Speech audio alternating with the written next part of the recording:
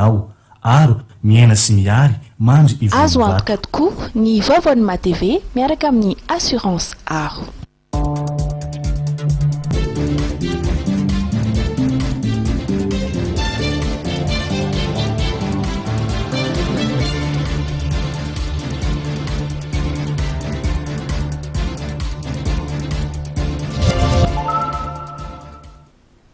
Araka ny fotoanany fanomezana doklasy toko vavy dia tafaraky eto indray tsika amin'ity arivan'ny alakamisy ity manolotra ny araba ary dia manasanao ampanajany zay taka ny mahazatra anaraka ny fampalalam-boatra amin'ny farany ny nisongadina tamin'ity androany ity dia ny fanamariana ny fanombohan'ny ray volan'ny ankizy zany hoe ny volana jona ho antsika zany dia tany Tomasina nanomboana izay etsika izay ny tontolo politika kosa indray dia mifantoka eny amin'ny lapan'ny anteny mera-pirenena eny ny sain'ny mpanarabavao ara-politika satria dia mbola nitoy ny fihaonana teo amin'ny governemanta sy ny solombavambahoaka hoentina amintsika ihany koa ny sehatra sosialy amin'ity androany ity isany amin'izany ohatra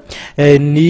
fanamariana samihafa ny fanaovan-tsony mpiara-miasa ihany koa amin'ny tontolon'ny fitaterana anabakabaka ny sehatra politika aloha no ankafantsika ny fampalalam-baovao zany nitohy tamin'ity androany ity araka ny fanambara teo ny fihaonana teo amin'ireo mpikambana anatin'ny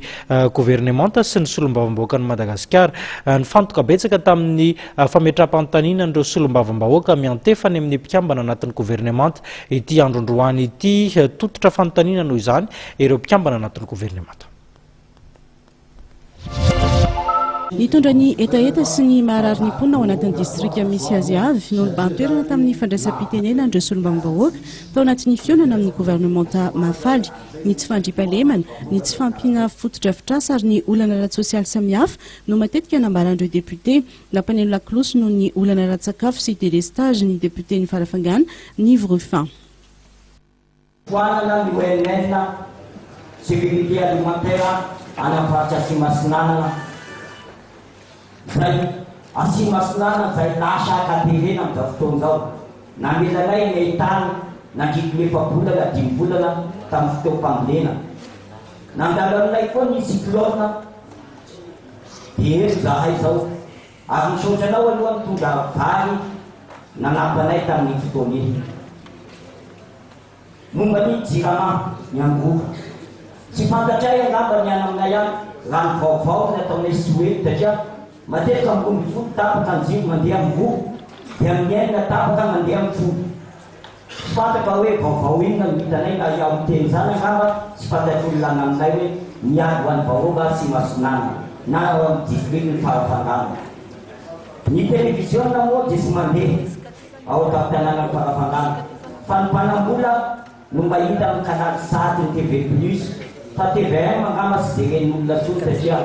efa adininy efa dadabelay angamba no nasiavany TVM raha sisy ny canal 7 dia teo zahay full TV jerena ihany TV plus ma TV viva izay misy any aminay ihany.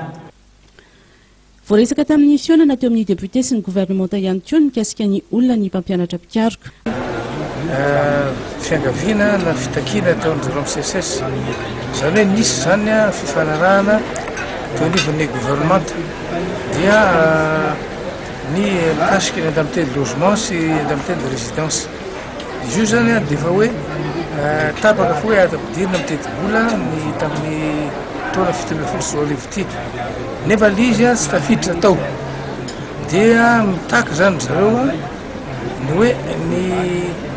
isiny io isiny ny azahoana io vola indemnité de logement sy résidence io dia efa nisy zany fangatana moa zany napetrako tamin'Andriamatoa premier ministre ny gouvernemanta sy tamin'ny ministre ny vola ary ministre ny fampianaram-baratongam-bosy sy fikarohana ara-tsiansy zara teo moa ny voalohan'ny vomerany fampianaram-baratongam-bosy sy ny fikarohana ara-tsiansy dia nangatahany zareo zany dia mba farafaratsiny amin'ny mois de juillet io mba misy na ray volana na tapim-bolana mba misy geste zany ataon'ny fitoram-panjakana. Hatreto dia mbola mangina ny député ary tsy niresaka ireo dosie goavana toy ny raharaha Claudine Razay Mamonjy, ny raharaha fandroanana harem-pirenena toy ny Andramena, 3 alina taona sarona tany Singapour na ny fandroanana volamena Antsokosoko.